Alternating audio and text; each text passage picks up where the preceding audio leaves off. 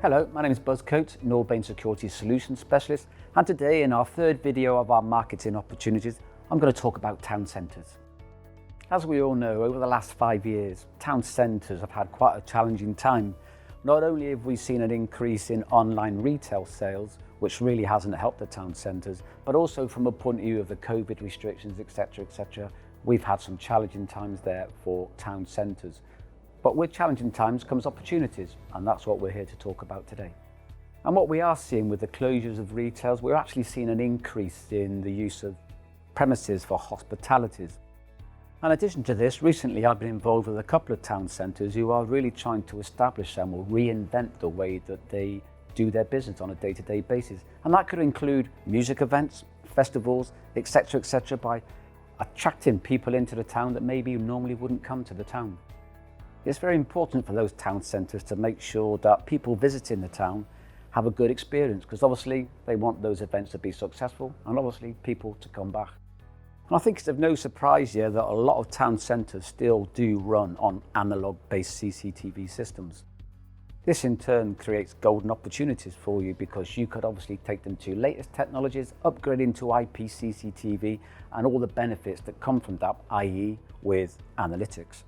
One of the pain points for town centres is the use of lease lines, which can be quite expensive. So here we do see town centres moving to mesh wireless networks, which makes it a damn sight easier and less costly for those who move away from that technology.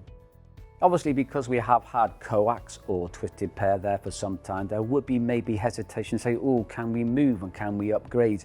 You can, because that coax or twisted pair technology can still be used today by using receivers or transceivers on either side of the current analog equipment that you've got in and moving up then to what would be an IP system.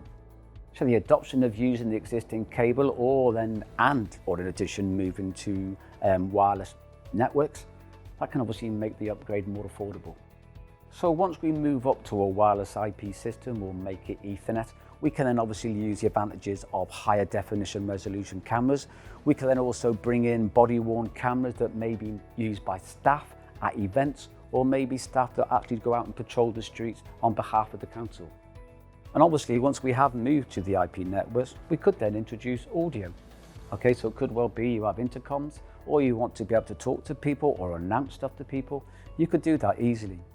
And then we really start to open up all sorts of efficiency measures, i.e. we could have an event on and we're counting cars so that we know how many cars we've got coming. We could then temporarily divert those to temporary car parks instead of using town centre car parks. At the same time, we could warn drivers that are events on, and you can say, if you're not coming to the event, please take the bypass and move off to another area so you don't bring congestion into the town. We can obviously then add signage, etc., all parts of useful information that customers love. And I think ANPR also is an attraction that town councils will be looking at, because there's always great ways to make sure that you can add extra money to your coffers, and that is things like people parking on box junctions or maybe parking violations whereby you can collect money that way. So I mentioned analytics earlier, but what sort of analytics do we see maybe used in town centres? Well, you can definitely count in behavioural analysis. It may well be 6, 7, 8 people congregating on a corner. You want to flag that as something that might be of interest.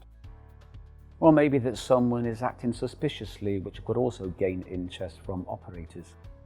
I think without doubt forensic analytics is something that really appeals to councils and town centres, because they spend a lot of time trawling through lots and lots of video, looking for someone maybe wearing a red jacket or driving a red car. Nowadays we do have that great facility of where video systems can give you that functionality of, I want to see a Ford Fiesta, red, between this time to that time. It will then just bring up all that information for you on shoot, for you to just troll through without having to spend hours and hours of information. Maybe one thing that we will see in the near future with the electrification of vehicles, we'll probably might see town centres start to become more pedestrianised, or cycling lanes, or maybe electrical bus lanes and things like that. So obviously cameras are going to be popping up here, there and everywhere to make sure that those are used for the right purposes and not the wrong purposes.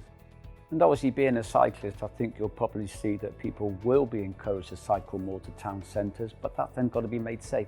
But it also means there's got to be places where people can lock their bikes safely.